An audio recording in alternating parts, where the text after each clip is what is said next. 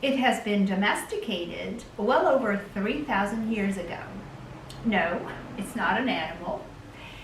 It's the oldest oilseed crop known, most being wild and native to sub-Saharan Africa.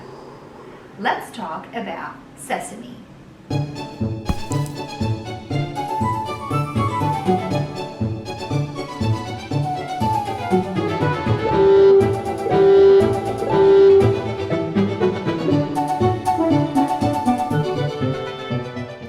So what is sesame? Sesame is a crop.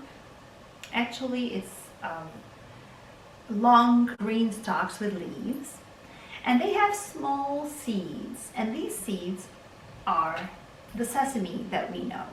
They are cut, they are put in bundles and left to dry. They are beaten and the seeds fall off, and these seeds are what we know as the sesame. Now, in modern times, there's more modern ways in doing that, where the stalks are left to dry on the field, and then the machinery comes in and automatically separate the stalks from the seeds.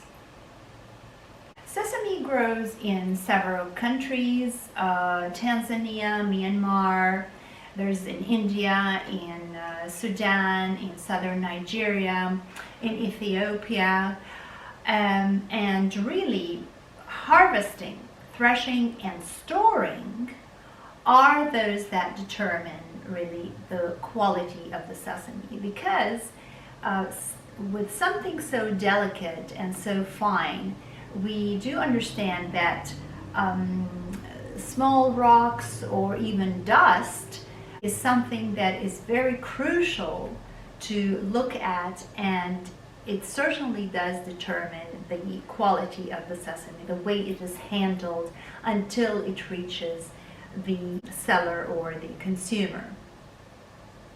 And also the size may be another determining factor. Now, sesame, it's something like wheat, where we know there's whole wheat and there's regular wheat. There's regular sesame and there is sesame where the husk is intact and it is a little bit darker. We also have black sesame, and this specific one is from India. So let's take a closer look at sesame. Sesame is a very fine, fine, fine seed, as you see. And this is where the outer layer has been removed. This is darker because the husk is still there, and personally I prefer this one. And this is the black sesame. Now, black, just from the texture, from touching it, it's rougher, it's a little bit different, and the regular sesame that we know, you can feel that it's more slippery, which most probably designates its oily nature. Now, is sesame beneficial, and should we really include it in our diet, and how often? Mainly sesame, which is an oily crop, consists of polyunsaturated fats. Polyunsaturated fats are like the fats in vegetable oil. It also contains a little bit of monounsaturated fats, which is the fat we find in olive oil. Some people may be allergic to sesame. Those who are allergic to it, they probably know it because the allergy is expressed from a very young age. So if you've never eaten sesame in your life, try to find out if you are allergic to it. Many benefits are related to it, like protection against heart disease, diabetes, arthritis. Sesame seeds contain phytosterols and lignans. They contain magnesium and calcium that are linked to blood pressure control. They are known to have effects of lowering cholesterol. But the main thing about sesame is that it is a very good source of protein, just like peanuts. Now, there is the black sesame, which is rougher. It has a little bit more nutrients in it. It has antioxidants, but it doesn't have as strong of a taste as regular sesame. Regular sesame leaves an after strong taste of sesame as we know it. Is it advisable? Is it good to include this in our diet? I would say certainly yes. But of course, in order for us to get these benefits, we need to eat a little bit more in amount, because usually when we see sesame, we just see it sprinkled a little bit on baked goods, or usually in recipes it goes with small amounts. So what do we do in order to include sesame in our diet to the extent that we can really make use of what it has to offer? Luckily, there is a very good way and a very nice product, which is sesame, that would allow us to have a bigger intake of the sesame seeds. If we grind sesame completely, if we mush it, with the addition of a little bit of oil, we get the very known product, which is tahini. Tahini is basically ground sesame in a liquid form, and this can very easily be included in our diet. When sesame is ground, we get the tahini. This is tahini, which is the liquid form of this. There's also tahini, which is the liquid form of this, and we see that it's darker. It's very difficult, if at all you can find the grinding of the black sesame. Now, how do I use tahini? Tahini alone, as it is not edible that easily.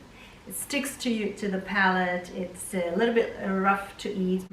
So we need to add just 1 or 2 ingredients to it to make it very edible. Now this tahini here, I wanted to show you, is from the grocery store, and you can see how the oil has separated from the residue, the actual sesame, the body. And that is absolutely okay. There's nothing wrong with that. Now this is very, very fresh. I'm going to show you in a minute. This has literally been poured in this jar with a tap, a tank with a tap. Now this here, which is from this has been sitting, of course, or by the time that we get it in the supermarket, some time has passed. So you can see that it's thick, it has settled down, but if you mix it well, then there's really nothing wrong with it. Of course, we should always take care of the expiration date, not to forget about that. Now this, which has been freshly ground, you can see the texture,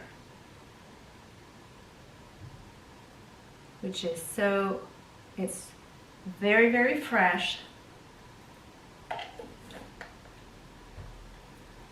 And this also, the whole sesame.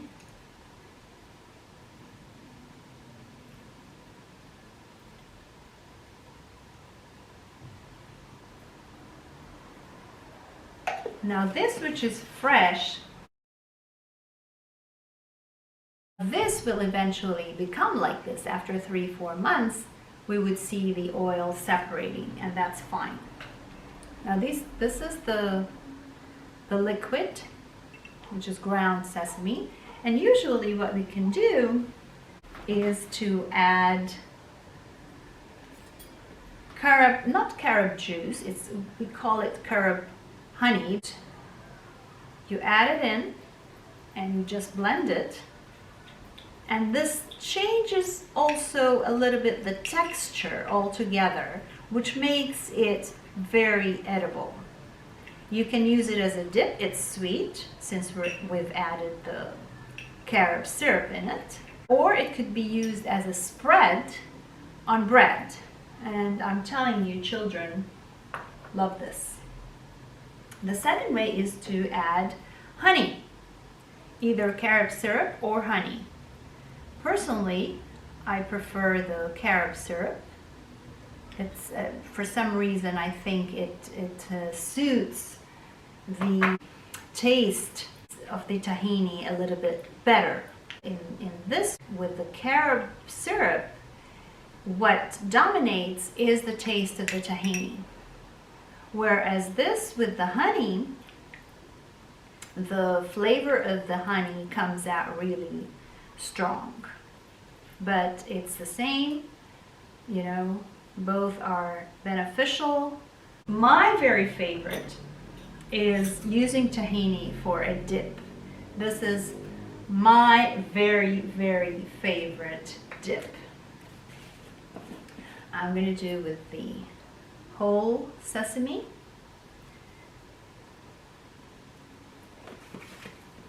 Now what you do is you need 2 ingredients, water and lemon.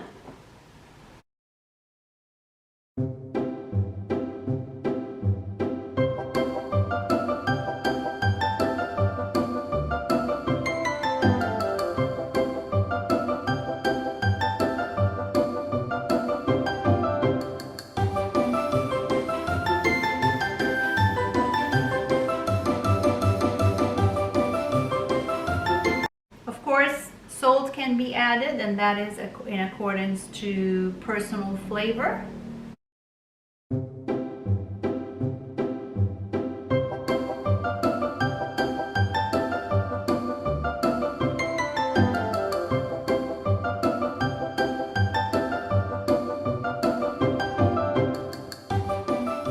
Only takes a few seconds to make, really, and you can serve it with vegetables. Here I have some cucumber. You cannot imagine how tasty this is. The best dip ever. So, should you include a sesame and tahini in your everyday nutrition?